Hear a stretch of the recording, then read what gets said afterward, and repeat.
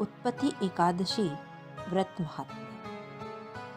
युधिष्ठिर ने भगवान श्री कृष्ण से पूछा, भगवान, पुण्यमयी एकादशी तिथि कैसे उत्पन्न हुई? इस संसार में वह क्यों पवित्र मानी गई तथा देवताओं को कैसे प्रिय हुई? श्री भगवान बोले, कुंती नंदन, प्राचीन समय की बात है। सतयुग में मुर नामक दानव रहता था। वह बड़ा ही अद्भुत, अत्यंत रौद्र तथा संपूर्ण देवताओं के लिए भयंकर था।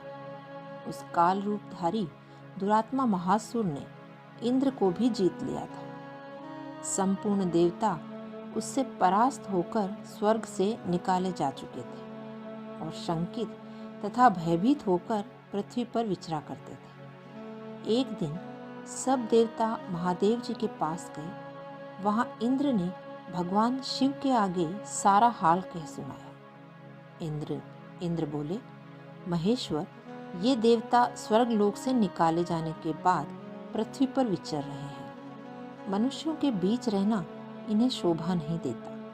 देव, कोई उपाय बतलाइए। देवता किसका सहारा लें? महादेव जी ने कहा, देवराज, जहाँ सबको शरण देने वाले, सबकी रक्षा में तत्पर रहने वाले जगत के स्वामी भगवान गरुड़ ध्वज विराजमान हैं, वहाँ जाओ।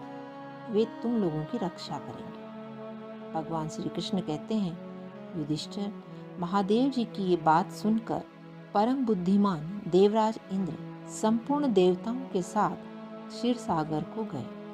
वहां भगवान गदाधर सो रहे थे। इंद्र ने हाथ जोड़कर उनकी स्तुति की। इंद्र बोले, देव देवेश्वर, आपको नमस्कार है। देव, आप ही पति, आप ही मति, आप ही कर्ता और आप ही कारण हैं। आप ही सब लोगों की माता और आप ही इस जगत के पिता हैं। देवता और दानव दोनों ही आपकी वंदना करते हैं। पुंडरीकाक्ष, आप दैत्यों के शत्रु हैं। मधुसूदन, हम लोगों की रक्षा कीजिए। प्रभु जगन्नाथ, अत्यंत उग्र स्वभाव वाले महाबली मुर नामक दैत्य ने इस संपूर्ण देवताओं को जीतकर स्वर्ग से बाहर निकाल दिया है। भगवान देव देवेश्वर, शरणागत वत्सल, देवता भयभीत होकर आपकी शरण में आए हैं। दानवों का विनाश करने वाले कमल नयन, भक्त वत्सल, देव देवेश्वर, जनार्दन, हमारी रक्षा कीजिए, रक्षा कीजिए। भगवान, शरण में आए हुए देवताओं की सहायता कीजिए। इंद्र की बात सुनकर भगवान विष्णु बोले, देवराज, वह दानव कैसा है? उसका रूप और बल कैसा है तथा उस दुष्ट के रहने का स्थान कहाँ है? इंद्र बोले, देवेश्वर, पूर्व काल में ब्रह्मा जी के वंश में तालजंग नामक एक महान असुर उत्पन्न हुआ था, जो अत्यंत भयंकर था। उसका पुत्र मूर दानव के नाम से विख्यात है। वह भी अत्यंत उत्कट, महापराक्रमी और देवताओं के लिए भयंकर है। चंद्रावती नाम से प्रसिद्ध एक नगरी है, उसी में स्थान बनाकर वह निवास करता है। उस दैत्य ने समस्त देवताओं को परास्त करके उन्हें स्वर्ग लोक से बाहर कर दिया है। उसने एक दूसरे ही इंद्र को स्वर्ग के सिंहासन पर बिठाया है। अग्नि, चंद्रमा, सूर्य, वायु तथा वरुण भी उसने दूसरे ही बनाए हैं। जनार्दन, मैं सच्ची बात बता रहा हूँ, उसने सब कोई दूसरे ही कर लिए हैं। देवताओं को तो उसने उनके प्रत्येक स्थान से वंचित कर दिया है। इंद्र की ये बात सुनकर भगवान जनार्दन को बड़ा क्रोध आया। उन्होंने देवताओं को साथ लेकर चंद्रावती नगरी में प्रवेश किया। भगवान गदाधर ने देखा कि दैत्यराज बारंबार गर्जना कर रहा है और उससे परास्त होकर संपूर्ण देवता दसों दिशाओं में भाग रहे हैं। अब वह दानव भगवान विष्णु को देखकर बोला, खड़ा रह, खड़ा रह। उसकी ये ललकार सुनकर भगवान के नेत्र क्रोध से लाल हो गए। वे बोले, अरे दुराचारी दानव, मेरी इन भुजाओं को देख, ये कहकर श्री विष्णु ने अपने दिव्य बाणों से सामने आए हुए दुष्ट दानवों को मारना आरंभ किया। दानव भय से विह्वल उठे। पांडुनंदन तत्पश्चात श्री विष्णु ने दैत्य सेना पर चक्र का प्रहार किया। उससे छिन्न भिन्न होकर सैकड़ों योद्धा मौत के मुंह में चले गए। इसके बाद भगवान मधुसूदन बद्रिकाश्रम को चले गए। वहाँ सिंहावती नाम की गुफा थी जो 12 योजन लंबी थी। पांडुनंदन उस गुफा में एक ही दरवाजा था। भगवान विष्णु उसी में सो गए। वह दानव मूर भगवान को मार डालने के उद्योग में उनके पीछे पीछे तो लगा ही था, अतः उसने भी उसी गुफा में प्रवेश किया। वहां भगवान को सोते देख उसे बड़ा हर्ष हुआ। उसने सोचा, ये दानवों को भय देने वाला देवता है, अतः निसंदेह इसे मार डालूंगा। युधिष्ठिर दानव के इस प्रकार विचार करते ही भगवान विष्णु के शरीर से एक कन्या प्रकट हुई जो बड़ी ही रूपवती, सौभाग्यशालिनी तथा दिव्य अस्त्र शस्त्रों से सुसज्जित थी। वह भगवान के तेज के अंश से उत्पन्न हुई थी। उसका बल और पराक्रम महान था। युधिष्ठिर दानवराज मूर ने उस कन्या को देखा। कन्या ने युद्ध का विचार करके दानव के साथ युद्ध के लिए याचना की। युद्ध छिड़ गया। कन्या सब प्रकार की युद्ध कला में निपुण थी। वह मूर नामक महान असुर उसके हुंकार मात्र से राख का ढेर हो गया।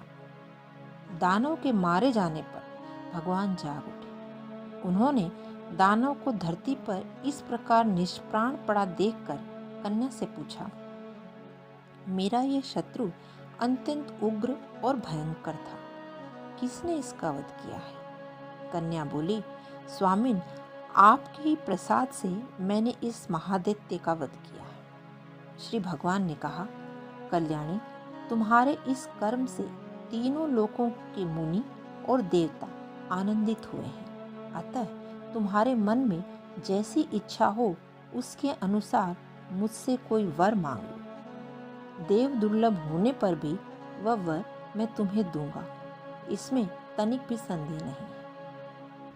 वह कन्या साक्षात एकादशी ही थी। उसने कहा, प्रभु, यदि आप प्रसन्न हो तो मैं आपकी कृपा से सब तीर्थों में प्रधान, समस्त विघ्नों का नाश करने वाली तथा सब प्रकार की सिद्धि देने वाली देवी हूँ। जनार्दन, जो लोग आप में भक्ति रखते हुए मेरे दिन को उपवास करेंगे उन्हें सब प्रकार की सिद्धि प्राप्त हो। माधव, जो लोग उपवास, नक्त भोजन अथवा एक भुक्त करके मेरे व्रत का पालन करें उन्हें आप धन, धर्म और मोक्ष प्रदान कीजिए। श्री विष्णु बोले, कल्याणी, तुम जो कुछ कहती हो वह सब पूर्ण होगा। भगवान श्री कृष्ण कहते हैं, युधिष्ठिर, ऐसा वर पाकर महाव्रता एकादशी बहुत प्रसन्न हुई। दोनों पक्षों की एकादशी समान रूप से कल्याण करने वाली है। इसमें शुक्ल और कृष्ण का भेद नहीं करना चाहिए। यदि उदय काल में थोड़ी सी एकादशी, मध्य में पूरी द्वादशी तथा अंत में किंचित त्रयोदशी हो तो वह त्रिस्प्रशा एकादशी कहलाती है। वह भगवान को बहुत ही प्रिय है। यदि एक त्रिस्प्रशा एकादशी का उपवास कर लिया जाए तो 1000 एकादशी व्रतों का फल प्राप्त होता है तथा इसी प्रकार द्वादशी में पारण करने पर 1000 गुना फल माना गया है। अष्टमी, एकादशी, षष्ठी, तृतीया और चतुर्दशी ये यदि पूर्व विधि से विद्व हो तो उनमें व्रत नहीं करना चाहिए। परिवर्तनीय तिथि से युक्त होने पर ही इसमें उपवास का विधान है। पहले दिन में और रात में भी एकादशी हो तथा दूसरे दिन केवल प्रातःकाल एक दंड एकादशी रहे तो पहली तिथि का परित्याग करके दूसरे दिन की द्वादशी युक्त एकादशी को ही उपवास करना चाहिए। यह विधि मैंने दोनों पक्षों की एकादशी के लिए बताई है। जो मनुष्य एकादशी को उपवास करता है वह बैकुंठ धाम जाता है, जहाँ साक्षात भगवान गरुड़ ध्वज विराजमान रहते हैं। जो मानव हर समय एकादशी के महात्म्य का पाठ करता है उसे 1000 गोदान के पुण्य का फल प्राप्त होता है। जो दिन या रात में भक्ति पूर्वक इस महात्म्य का श्रवण करते हैं वे निसंदेह ब्रह्म हत्या आदि पापों से मुक्त हो जाते हैं। एकादशी के समान पाप नाशक व्रत दूसरा कोई नहीं है।